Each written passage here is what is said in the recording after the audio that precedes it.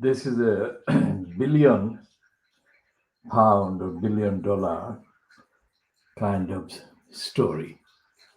Story about $1 billion or billion pounds or billion equivalent currency. In the Times of Monday, the 23rd of December 2020. Now, billion is a kind of measure that we have used many times in the coverage, in the commentary and the diagnosis of Fleet Street. Now, this one is about a Russian couple called, the husband is called Farhad Ahmedov, and the wife is called Tatiana Ahmedova, and their son is called Temur Ahmedov. Now, Tatiana Ahmedova obtained a search order from the High Court that allowed a 9-strong team to search the 30 million pound Hyde Park flat of her son, Temur Ahmedov. Now, this is about the alleged disappearance or hiding of computer disks and other kind of items containing evidence in relation to the case that Tatiana Ahmedova filed and successfully won against her husband in the divorce settlement, which is reported as being of the value of $453 million pounds. And in the judgment, in the ruling from Mrs. Justice Knowles, the rulings have just been published according to the Times, so they must have been published at the weekend. And in the ruling, Mrs. Justice Knowles said that she ordered the search because the son had not delivered up electronic devices that might contain evidence relevant to the dispute. Mrs. Justice Knowles said that all his electronic devices, including the only desktop computer which he admitted to owning, were said by him to have been lost in transit from France to London when he was seeking to comply with the forensic examination order. She authorized the raid because Temur himself says that he has destroyed the entirety of the relevant electronic documents. The judge added that there was a possibility that the documents could be recovered from devices at the London flat, and therefore it was appropriate, in my view, to take steps to ensure that this is done. The judge criticized the son for his continuing apparent failure to disclose relevant documents, which are likely to be of vital importance to key issues in the proceedings. His admitted deliberate destruction of relevant documents, his apparent concealment of electronic devices, and his repeated failure to comply with the terms of this court's orders. She said this was likely to cause serious damage to the wife in prejudicing her ability to pursue the proceedings and obtain the judgment to which she claims to be entitled. In the ruling, Mrs. Justice Knowles said she was satisfied that there is clear evidence that Timur has in his possession incriminating documents, and that there was a real possibility that he would destroy them if the flat had not been searched. Sources close to the son said that the 10-hour search of the flat had left his former partner and their 4-year-old daughter distraught and in tears. It is understood that the forensic team lifted floorboards and searched a wine cellar. Witnesses said that the search team had what appeared to be detailed internal maps and plans of the building. A 3-week hearing at the High Court over an action brought by Miss Ahmedova against her son is set to begin on November 30. Now, this is the image on the top of the page. The story is there, and that is Miss Ahmedova, and that is Timo, and that is Mr. Ahmedova, the billionaire, who is supposed to be, who is said in this piece to be close to Vladimir Putin.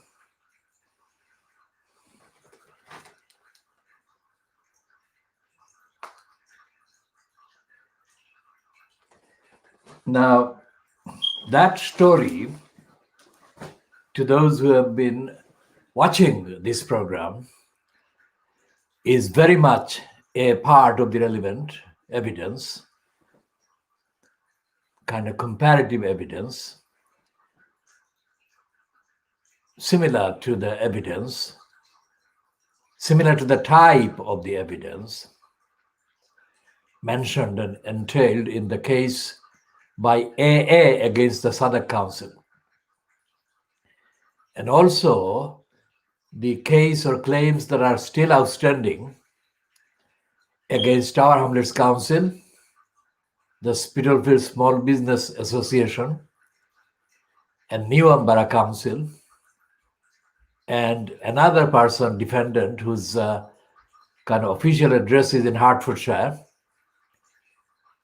And those outstanding claims concern the Kitten's house in Brick Lane, and the narrative that we have been kind of publishing and updating about that. And the cost and the damages and the losses involved are increasing by the day, by the hour, by the minute. And the losses are in excess of several billion pounds.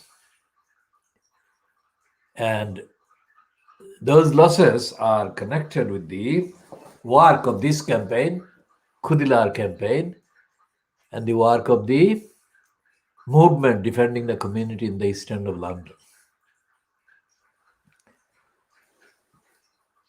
And so therefore, this is just a kind of update reference-wise. And the date is, of course, Monday the 23rd of November 2020. And this is the Times, the page 15 of the Times. And this page says 1 GM. Now that's a code for the print run for the paper, where it was actually printed, this particular edition. And on top of the 15 is a plus sign. So that is the reference, but there are other reference items connected to the Kitten's house, which is the one that is headlined, Library Links Ted Hughes to 17th Century Colonialist.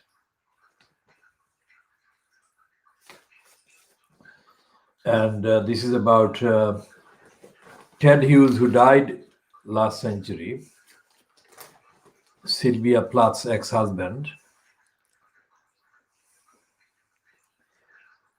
And the kind of archive materials on the evidence are, amongst other aspects of the claim, relevant to the Kitten's house claim or series of claims. And there is a piece in the Times as well on the page 25 about families wanting arrests over Grenfell fixed test claims. And that is the claim based on the evidence about the Celotex, which supplied most of the foam insulation used in the project, revealed that a fire safety test in 2004, that is 3 years before it happened, had been fixed to ensure that the material met relevant building regulations. That was 3 years before the Grenfell fire.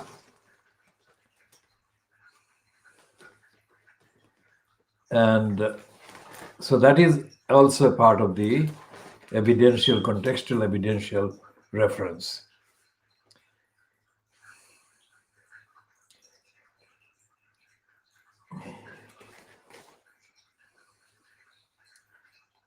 And there is a stand-in kind of columnist while Claire Forges is away. This one is called Emma Hogan, and she has written a comment piece headlined, "In an age of uncertainty, the 1980s look defiant." Of course they do. And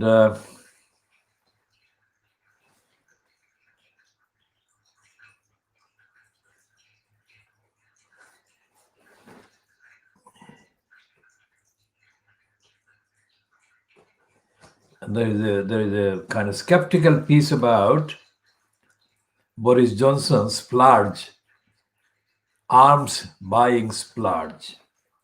There is a skeptical piece there. And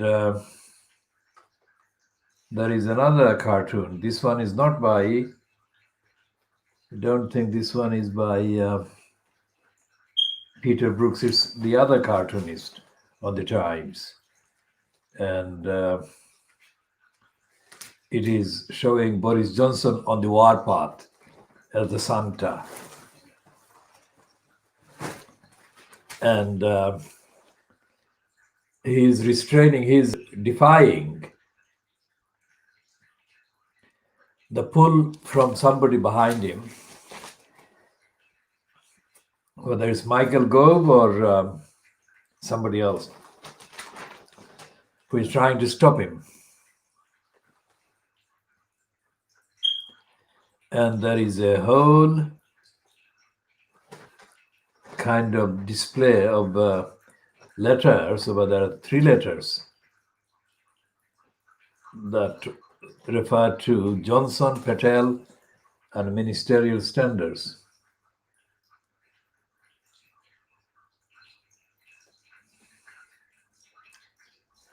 And the Times editorial supports Boris Johnson plan to cut the salaries or the income of the public sector kind of workers. Public sector mainly means employees of the central government and employees in the local councils and the police, NHS, and so on.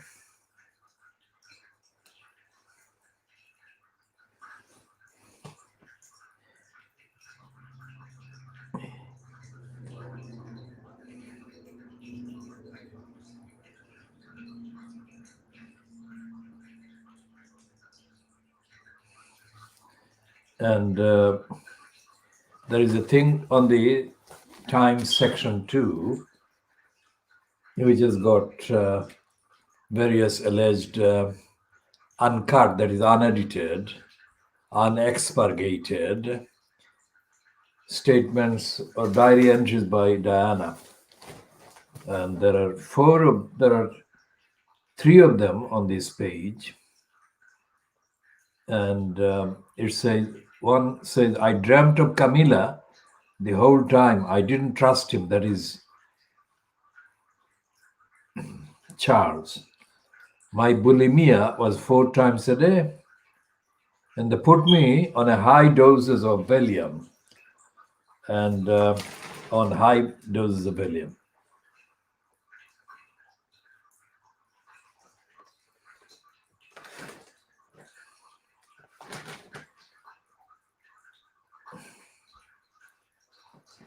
And in 2015, Joe Biden's elder son lost his battle with cancer. The president-elect describes the aftermath and explains why he wouldn't challenge Hillary Clinton for the Democratic nomination. Now that is more like the truth.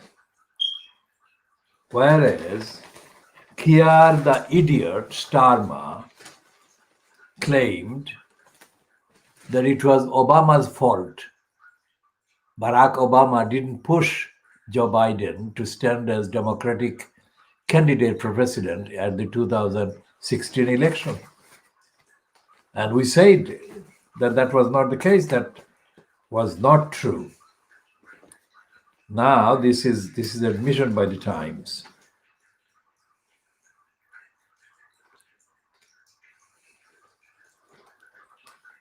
And the reason was that Biden was distraught at losing his son.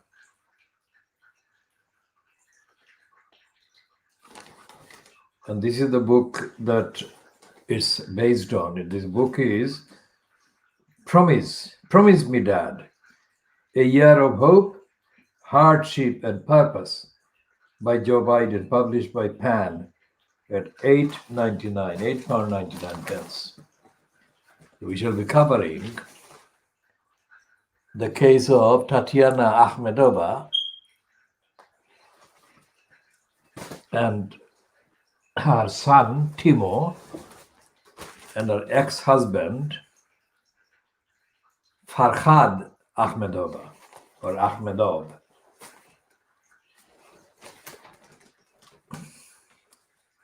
Because what is happening in Tower Hamlets is,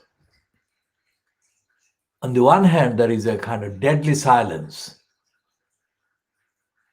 on the future of the council structure, whether it should be based on elected mayor, the corrupt post of elected mayor, the corrupting post of elected mayor, or it should be back to what it was before the 2010 kind of so-called referendum that changed the system and foisted the mayor system.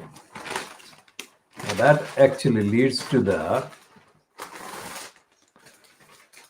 kind of piece that just might have, reference to Tower Hamlets and the mayor system and the factor in the election, the Muslim factor. All right, let's look at this. This is on page 16, and the Times of Monday, the 23rd of November, 2020, on page 16 is running a piece, Islamic hardliner invited to address civil servants. And we are looking for a reference to Tower Hamlets.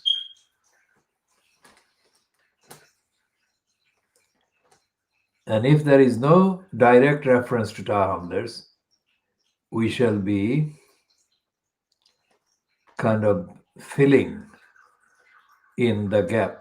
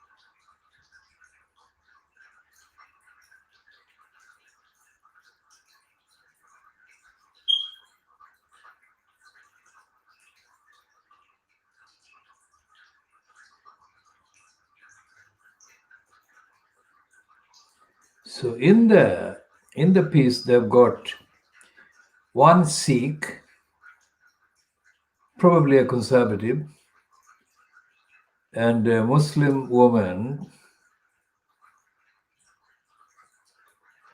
What's her name?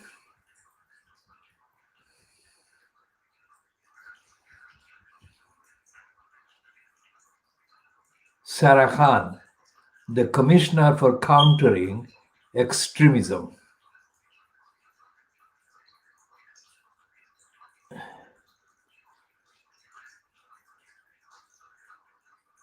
Sarah Khan, SARA, Sarah Khan, the Commissioner for Countering Extremism, led an outcry accusing MEND of being a divisive organization, some of whose staff had engaged in hate.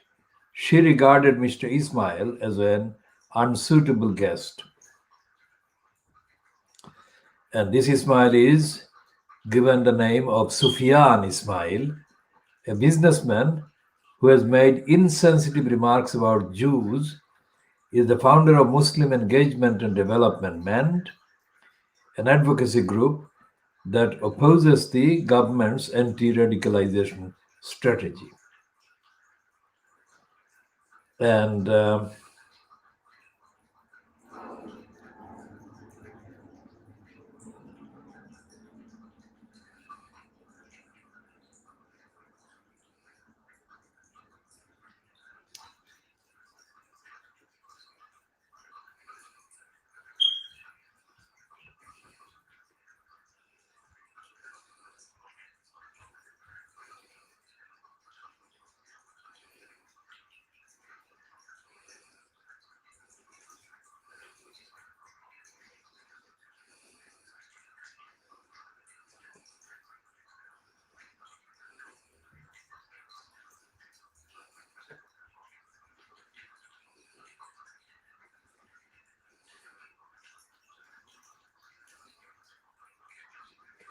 so there is Sarah Khan, and there is a man with a Sikh name.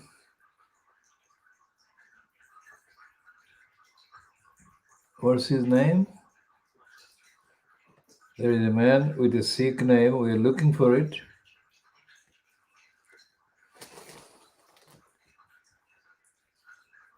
Mr. Singh Sohal is the name, the double-barreled name of Jai Singh Sohal.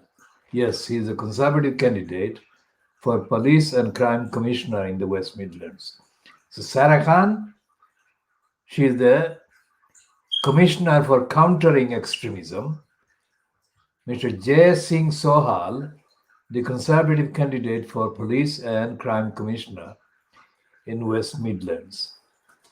And a third one called David Toube, Toube, of the think tank Khoodeelaar. Khoodeelaar said civil servants should be actively engaged in disrupting the activities of this organization, not hosting its founder as an honored guest. After being contacted by the Times, the government said that the event had been scrapped. It added, this invitation should never have been issued. Now, this is the story is that the event has been cancelled. And the way the Times piece is reading, it suggests that it has been cancelled after the Times contacted the government. Whether that is true or not is not clear, but it could have been. Now, the headline is Islamic hardliner invited to address civil servants. And this is the picture of Mr. Sufyan Ismail, founded the advocacy group MEND. And MEND is spelled as Muslim Engagement and Development. So that's the kind of story on page 16 of the Times. Now, at the beginning, I said that we're looking for references to Tower Hamlets. Well, obviously there is no literal reference to Tower Hamlets in that piece,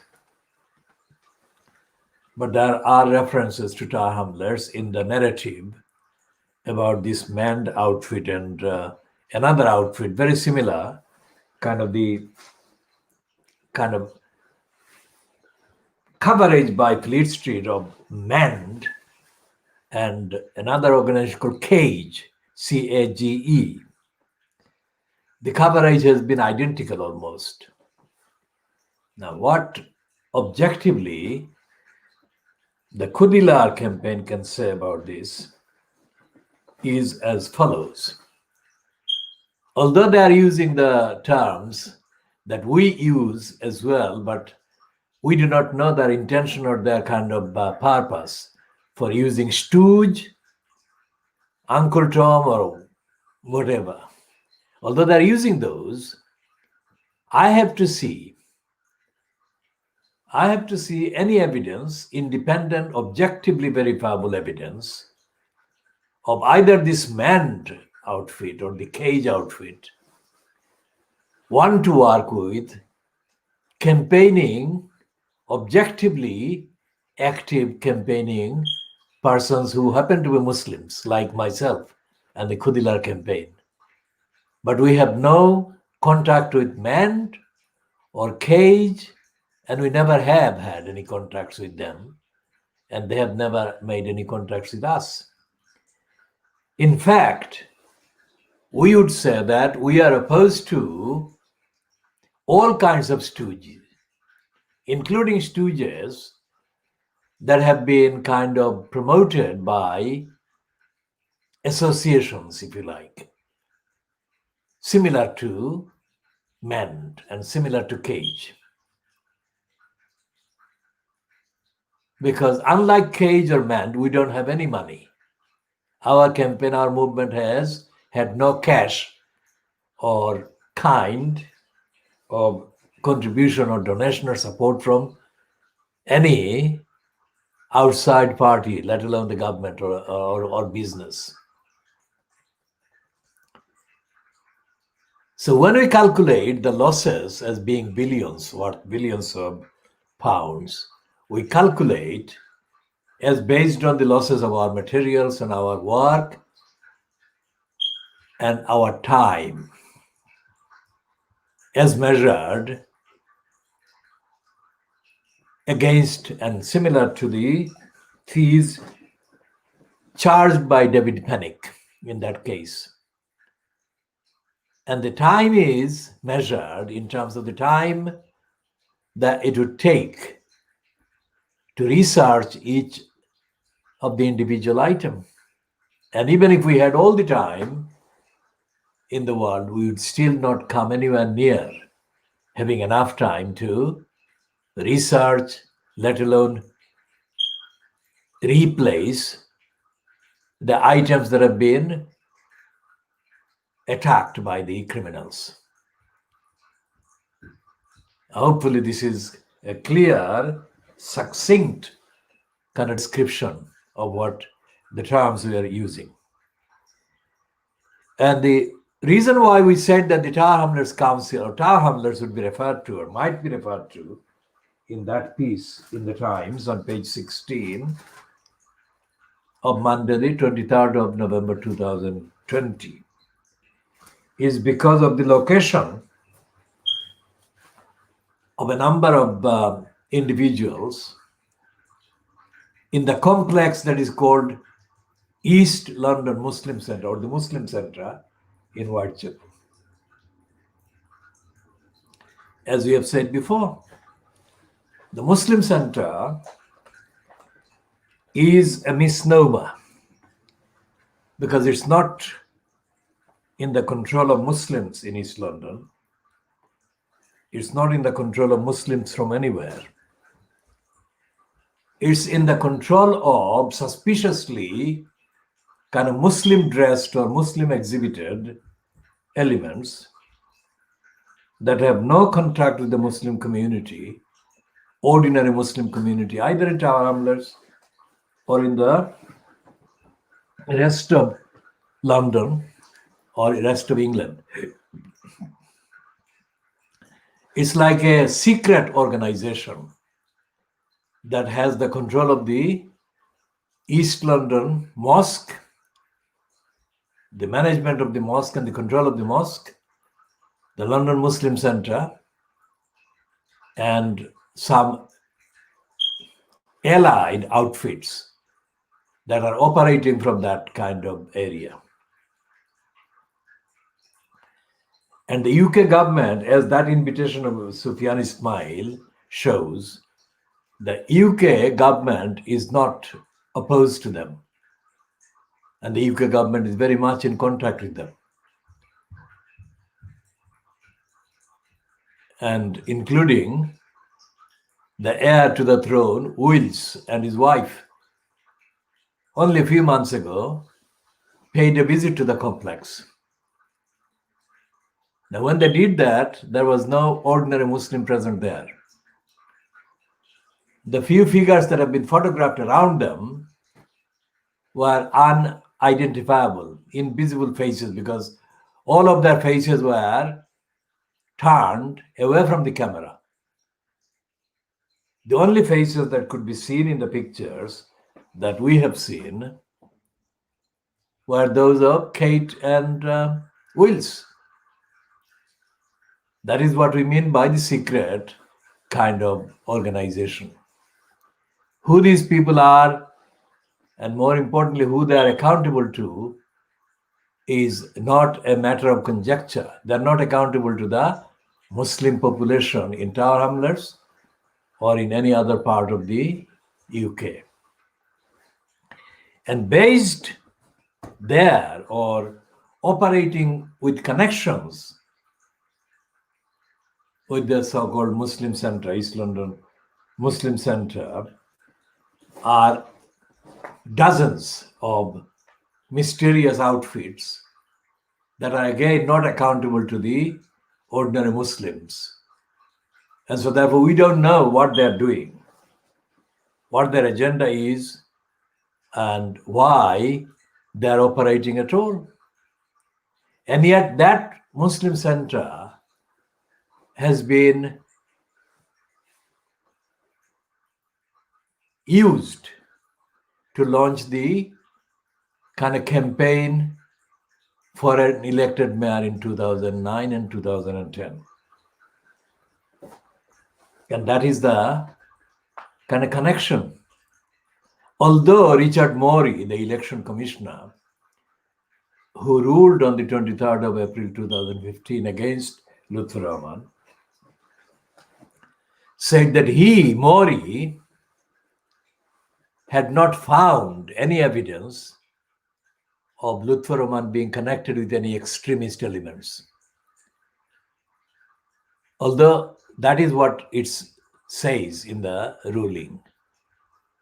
The evidence that was presented by Channel 4 in their television program called Britain's Islamic State, and if memory serves, was published or broadcast on the 1st of March 2010. That program, when it was broadcast, had the background, the London Muslim Centre or the East London Mosque. And that was the program that first spelled out an agenda that was even before the referendum on the mayor system was held, let alone its result published. So that was done in January, February, December 2009 to January, February 2010. And it named Lutfur Rahman as the nominee for the elected mayor post, nominee by these people, whoever they were representing. And a short clip of George Galloway was shown in that same program.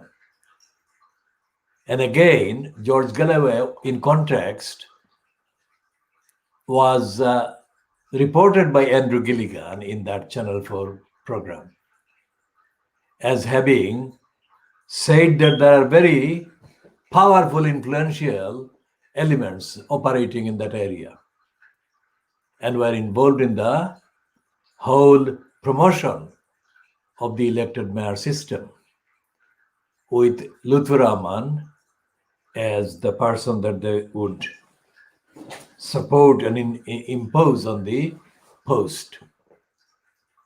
So that's the first public and concealed, quite clear reference to Lutfur Rahman in connection with that center. And when Lutfur Rahman got installed in October 2010 as the quote incumbent, as the elected mayor, the monitoring of him by people who later turned out to be connected with Donald Trump and Steve Bannon and others began. And the monitoring was mainly being done under the leadership of a man who's got a Muslim name, but who became a very close kind of aide, associate of Nigel Farage, and of course, a kind of admirer of Donald Trump. And their website began to publish regular items on what was going on in Tower Hamlets, and that was always either hinting at or directly naming Lutfur Rahman as the element that they kind of tagged or pegged that coverage onto. So although Richard Morris said that he could not find any evidence that Lutfur Rahman was connected with extremists, all the other public kind of evidence showed that Lutfur Rahman was being supported by extremists, let's say. Now, if that is the case, the technical case, which is what Andrew Gilligan settled on when there was a campaign against him by the persons who supported Lutfur Rahman, based on Gilligan's articles on the Daily Boris Graph and also his kind of role in presenting that program, Britain's Islamic State. There was a complaint to the Press Complaints Commission at the time. And that complaint was rejected, and the Press Complaints Commission kind of ruled that Andrew Gilligan's expression that Lutfur Rahman was backed by extremists, that is to say extremists backed, was factually correct and should stand, which is the case now as well. So when Sufyan Yusuf, is it Sufyan Ismail? So Sufyan Ismail is being invited by the UK central government departmental kind of civil servants, so-called employees. And he's being kind of described in the piece by three of the sources that the Times names. They're all describing him as extremist and as bad and as supporter of anti-Semitism and all the rest of it. It is the same organization, MEND, that is connected with people who operate through the East London Mosque or the London Muslim Center. And it's only a matter of time before it is discovered on the evidence, published, accessible evidence, that Sufyan Ismail can be connected in the narrative of the kind of Fleet Street with this MEND and others.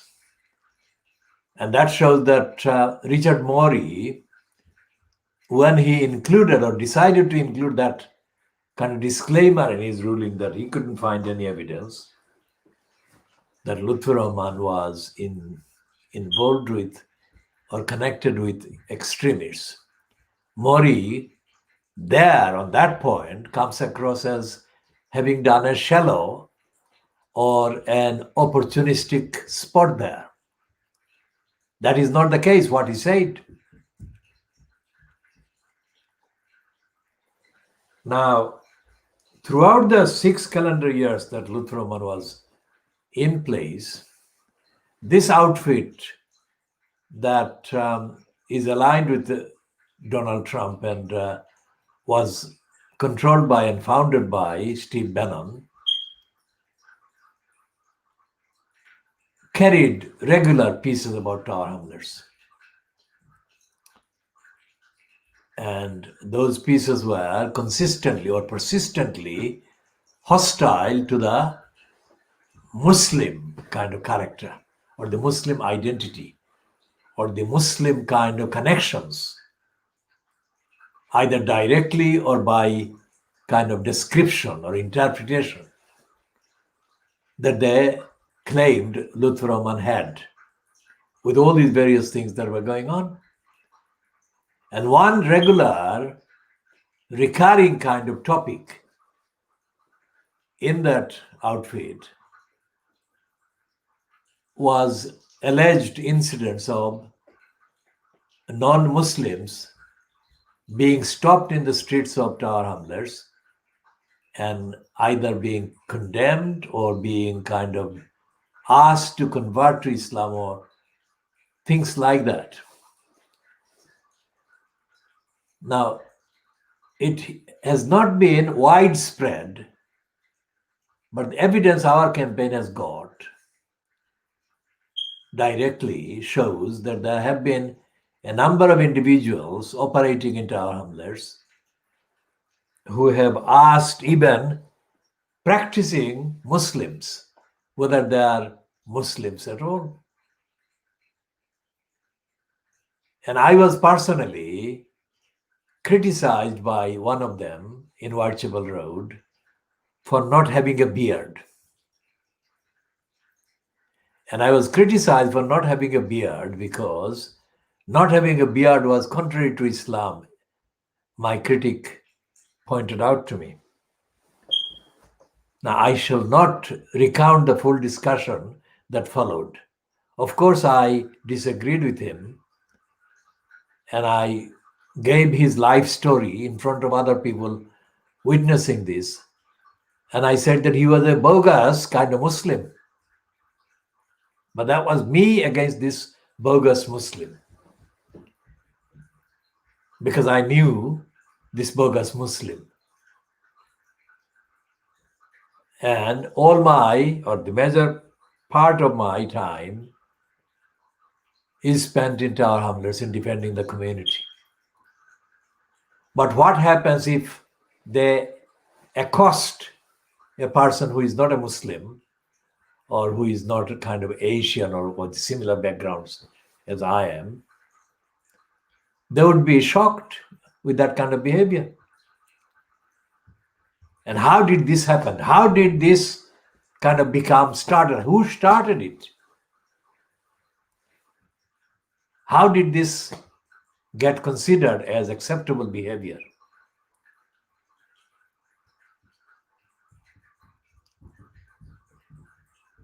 Because whether a person is a practicing kind of Muslim or practicing Christian or practicing any other faith or no faith at all is not the business of any other person except that person themselves. So who decided that anyone could accost people in the streets of Tower Hamlets and demand compliance with what they thought were Islamic rules? I mean, who decided? Where does it come from? And what is the description of that kind of behavior? Is it extremist or is it okay behavior? Is it normal? So while we are absolutely ahead of everyone else in condemning racism and anti-Muslim hatred and all the rest of it, which our record over decades shows, we are not going to ignore this kind of behavior in the name of Islam. And for 6 calendar years, Lutfur Rahman made, as far as we can see, no effort to explain why Tower Hamlets Council was allowing this going on. And how did Richard Morey come to the conclusion that he found no evidence that Lutfur Rahman was in any way connected with extremists or extremism? This was extremely extremist behavior taking place on the streets of Tower Hamlets, for which the Tower Hamlets Council is responsible. Why was Tower Hamlets Council not taking any action? Why was the Tower Hamlets Council silent? And why is it still silent? What is going on in that regard?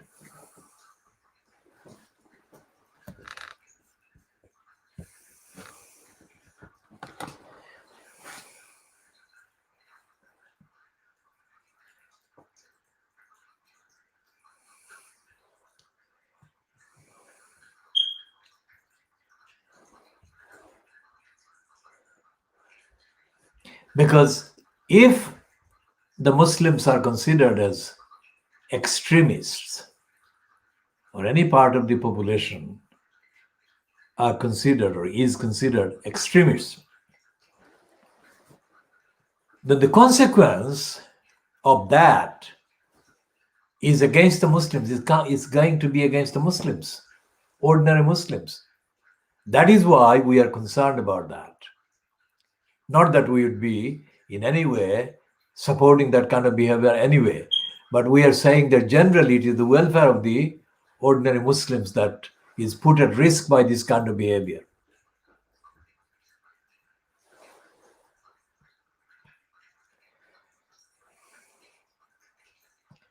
So what was Tower Hamlets Council doing?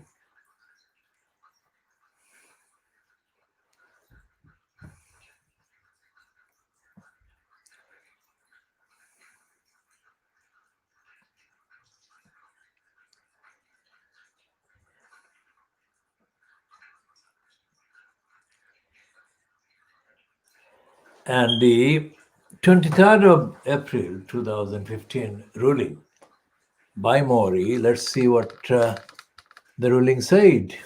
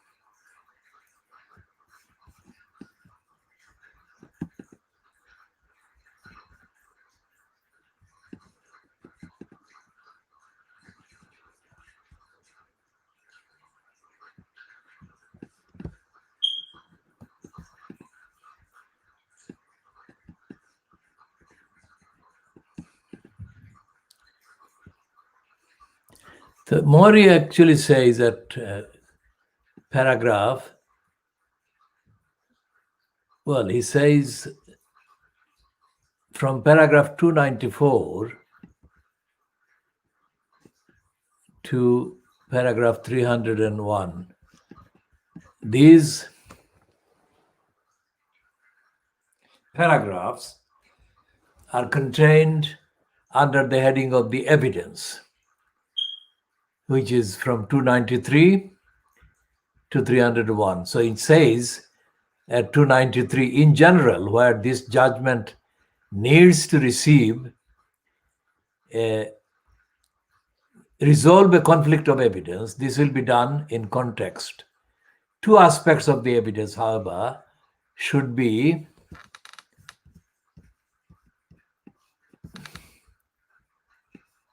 dealt with in a separate section before addressing the issues raised by the, let's see what he's saying, parties. So it deals with Mr. Rahman's evidence, and it starts from paragraph 294. And the simplest summary is in paragraph 298. The first sentence in that paragraph by Mori says, sadly, it must also be said that Lutfur Rahman was not truthful. And in the previous paragraph, he says, in short, Mr. Rahman was evasive and discursive in a very high degree. Sorry, to a very high degree.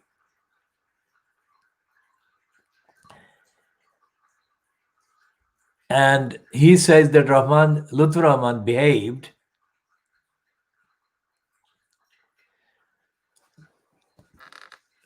it's a very serious allegation by, or assertion about Lutfur Rahman's psychology by Richard Mori. He says, Mr. Rahman exemplified the general tendency of politicians to tell lies.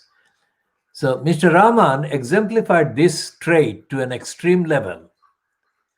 Faced with a straight question, he, that is Lutfur Rahman, proved himself almost pathologically incapable of giving a straight answer. For example, he says, he was also extremely discursive, so that his non-answer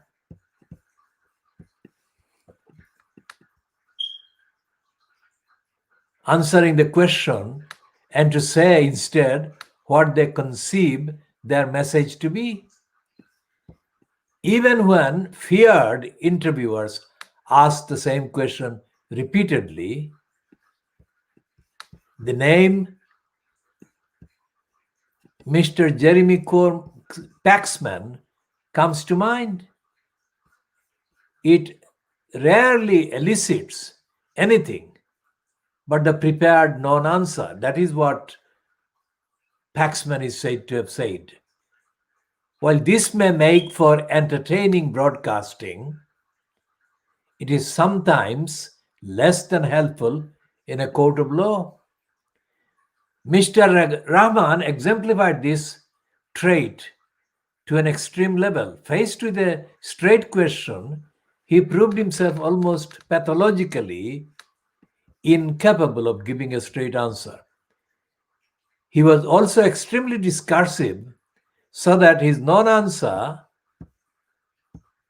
to the question would often ramble on until interrupted by a repetition of the question, or occasionally an attempt, normally unavailing, for the court to obtain an answer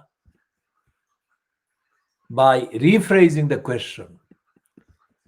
Mr. Hoare, that is Francis Hoare, who was the person putting the questions on behalf of the petitioners, or at least number of petitioners. Mr. Hoare complained that the length of his cross-examination was due to the failure of Mr. Rahman to answer questions was by no means unjustified. In short, Mr. Rahman was evasive and discursive to a very high degree. Sadly, it must also be said that he was not truthful. In one or two crucial matters, he was caught out in what were quite blatant lies. So More is saying that Lutfur Rahman was caught out telling blatant lies. Now, anyone who says that the current campaign or the current kind of discussion about the future of Township Council system, whether under an elected mayor system or a pre-mayor system of leader and the council committees, has created, as I said earlier today, some known members of the group that Lutfur Rahman kind of operated while he was incumbent, that is in post as the elected mayor. They have surfaced, and one of the comments that has been posted to our knowledge actually says that there was no evidence, nothing was found against Lutfur Rahman. What they are saying is that the police didn't, what in effect they are actually referring to, but not mentioning, in that clear way, is that the police did not arrest Lutfur Rahman and they didn't actually prosecute him, charge him with any crime. That is what they are saying. But they are not saying anything about what Mori said. They're totally dismissing Richard Mori's kind of action as if it didn't happen. Now, there is a simple problem there. If Mori was irrelevant, then why was Lutfur banned for 5 years from public office? And why did the solicitors' disciplinary tribunal find him guilty and the solicitors' regulation authority strike him out as a licensed solicitor? These may not be kind of the same as terms in prison, which is what happens when criminal offenses are pursued and proven, and somebody being kind of charged and prosecuted is convicted. But loss of his license as a solicitor is a punishment, is a penalty.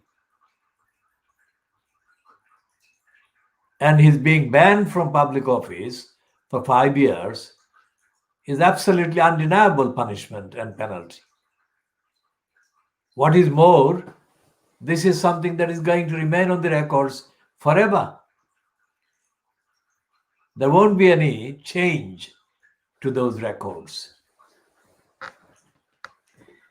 Now, long before Mori actually gave that ruling,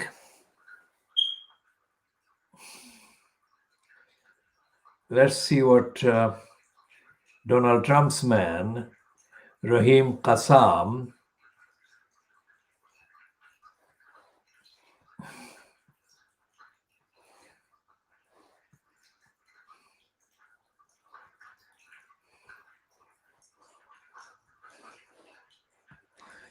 now Rahim Qassam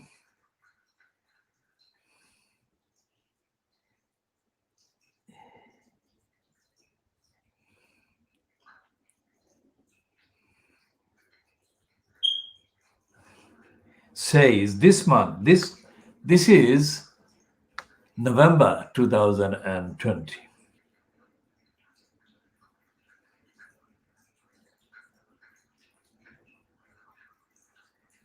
And he says to David Baddiel on Twitter on the 5th of November this month, why would you consider fraud-ridden election?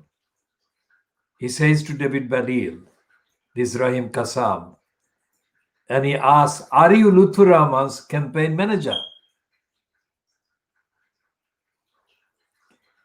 And David Baddiel then stops the exchange and says, bye now. Now, this is happening this month. Rahim Qassam, who is the kind of fan of Donald Trump and who has been feeding Steve Bannon and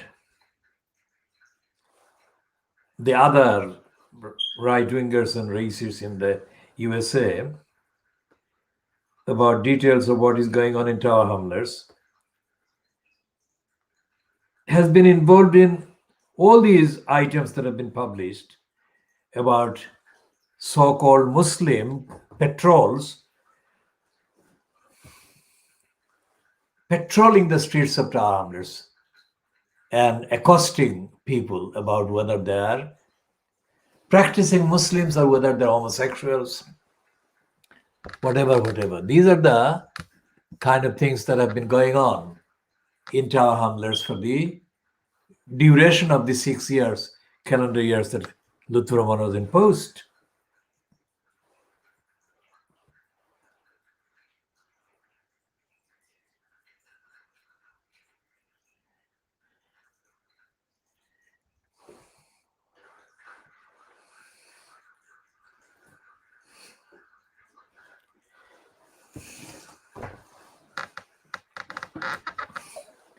And what is happening now is that these people who are saying that they want the mayor system to remain in place in Tower Hamlets because there would be kind of a return to the back room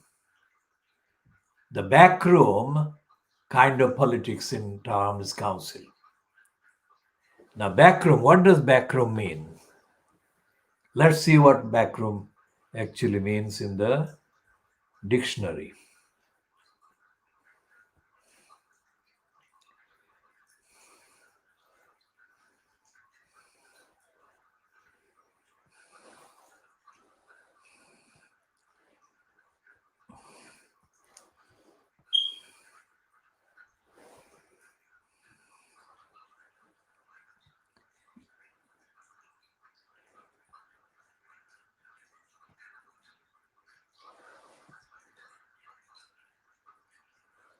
According to the Collins English Dictionary,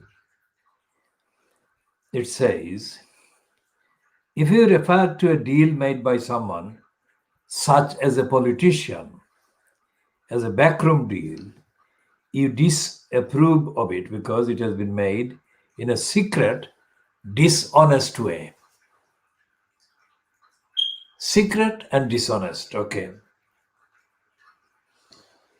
And there is another definition in the dictionary, English Dictionary for Learners.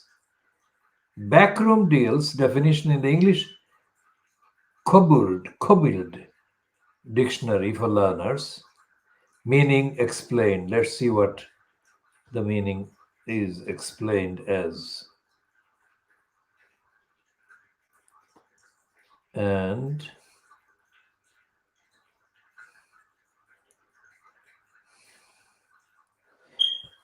it says a number of things. Backroom. A backroom is a room that is situated at the back of a building, especially a private room. That's the reference to the secrecy. And you can use backroom to refer to people in an organization who do important work but are not seen or known about by the public. You can also use backroom to refer to a place where such people work. Public scrutiny had brought civil servants out from the backroom and into the spotlight. That is an example sentence they have given. If you refer to a deal made by someone such as a politician as a backroom deal, you disapprove of it because it has been made in a secret, dishonest way. And they've got another sentence there. They have been calling the presidency decision a backroom deal. Now that is reasonable enough as a definition. So what did Mori say about Lutfur Rahman? Mori said that Lutfur Rahman hardly told the truth. He was evasive and he was discursive, which means that he was distorting and reversing the question into a counter question and a counter narrative. All of those show dishonesty and the reluctance to tell the truth. So who are the people saying that a return to the pre-elected mayor system was worse than a mayor system that was personified by Lutfur Rahman for 6 calendar years? Because our campaign, the Khoodeelaar campaign and the movement defending the community in the East End of London, the movement defending the community in the East End of London is the authoritative movement, the authoritative campaign, unique, exclusive, world exclusive. Our campaign, the movement, was set up literally before Lutfur Rahman was biologically born. So our campaign and the movement defending the community in the East End of London predates Lutfur Rahman's biological birth. And Lutfur Rahman only became, quote, an entry in a very suspiciously created entry on Wikipedia a few years before he was foisted as a chosen candidate for all these various elements for this elected mayor post. So our movement had been working for decades before anyone publicly had heard of Lutfur Rahman at all. That is, let's say 40 years or more than 40 years before anyone heard of Lutfur Rahman, our campaign, our movement had been actively engaged in defending the community against the local councils.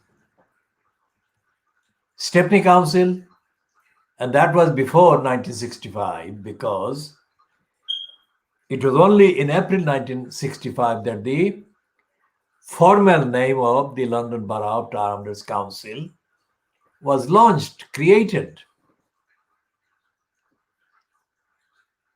And it was before the birth of Luther Roman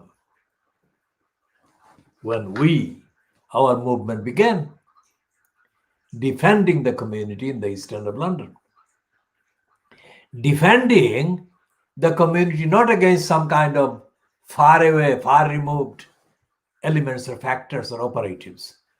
Defending the community in the 1960s, early 1960s, against the crooks of the Stepney Council and the crooks that took over from the Stepney Council and became the crooks employed by the newly created Tower Hamlets Council.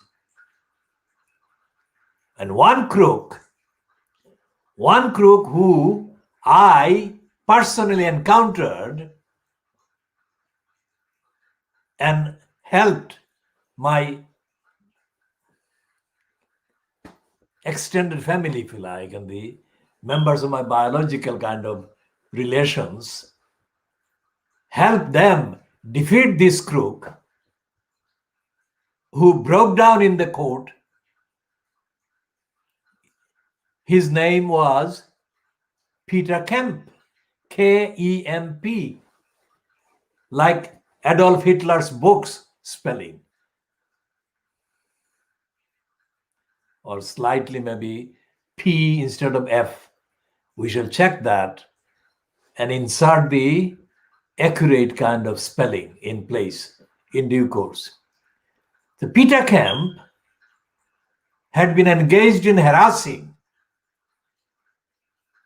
residents and tenants in that property in New Road in Stepney that had been left badly in disrepair by the freeholders.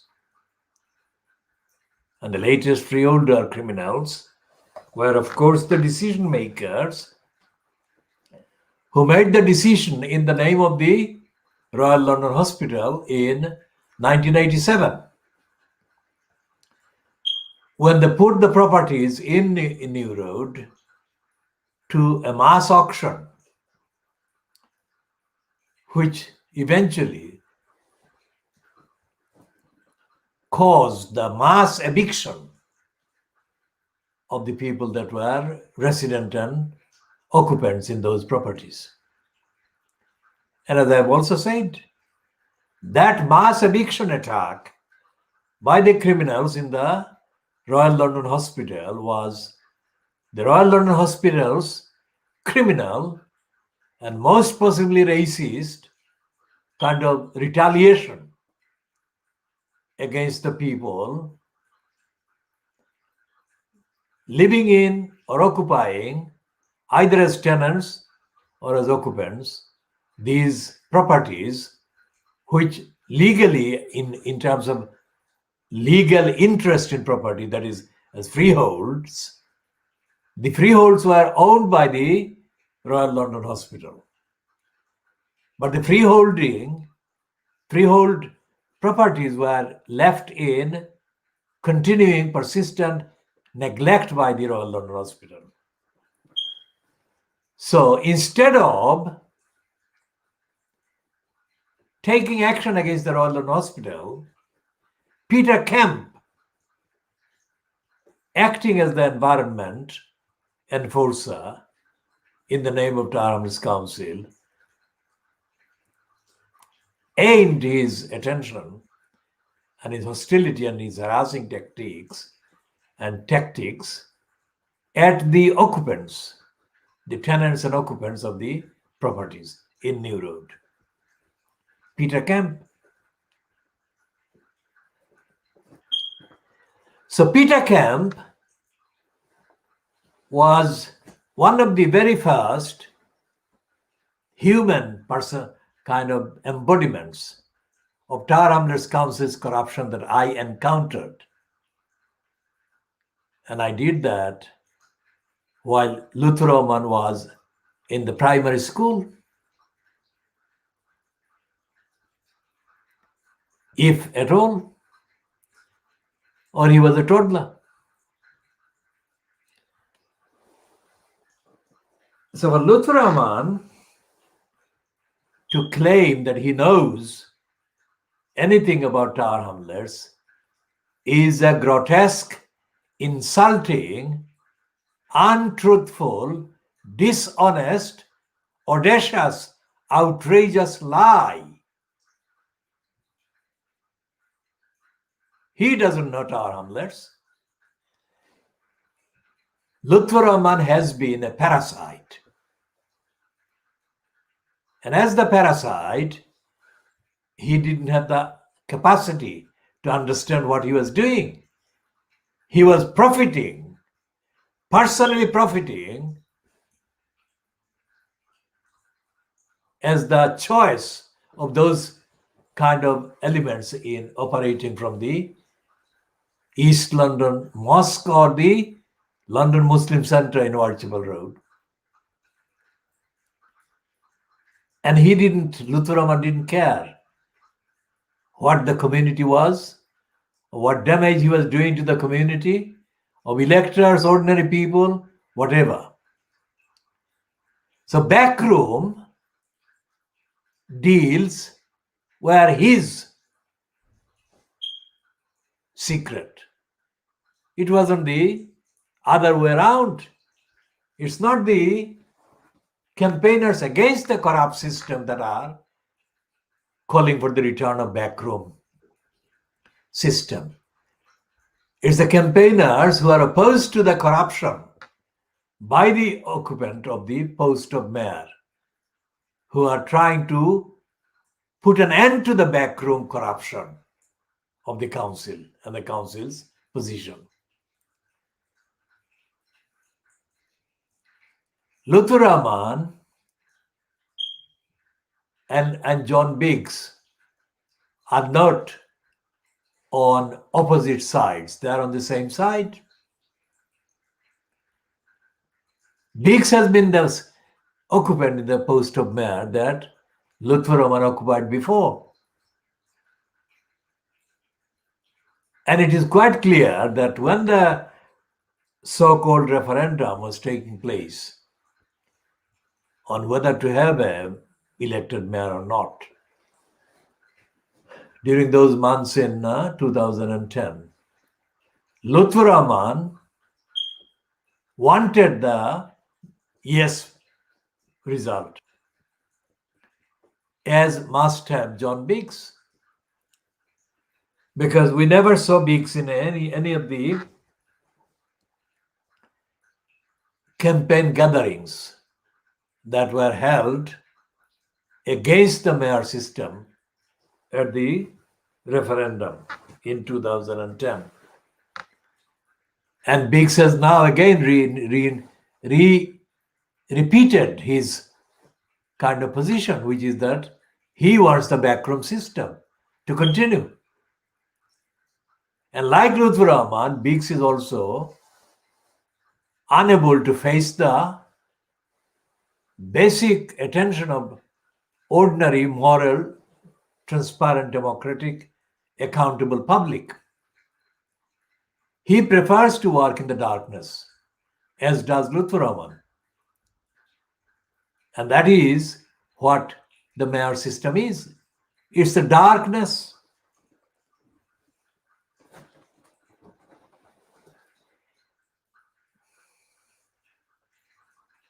It is the secrets. It's a secret kind of cabal. And this secret cabal